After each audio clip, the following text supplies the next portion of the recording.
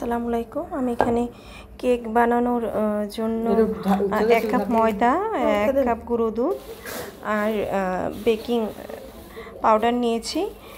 আমি এটা মাখার জন্য একটু ঘি নিয়েছি, দুই চামচের মতো নিলে হবে।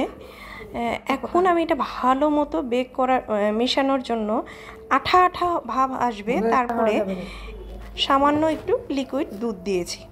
এখন দেখেন আমি এটা রুটির মতো বেলে মুথে নিচ্ছি, আপনার হাতে লেগে যাবে না। এরপরে আমি হাতে একটু তেল লাগিয়ে নিয়ে মিষ্টির মতো শেপ দিয়েছি। এরপরে আমি চুলায় তেল গরম করতে দিয়েছি। মিষ্টিটা তেল খুব গরম করা যাবে না, হালকা আঁচে ভাজতে হবে। আমি মিষ্টিটা ভাজতে দিয়েছি।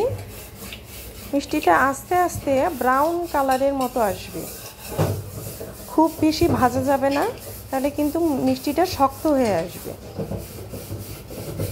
আমি ভালোভাবে উল্টিয়ে পাল্টিয়ে নামিয়ে নিয়েছি।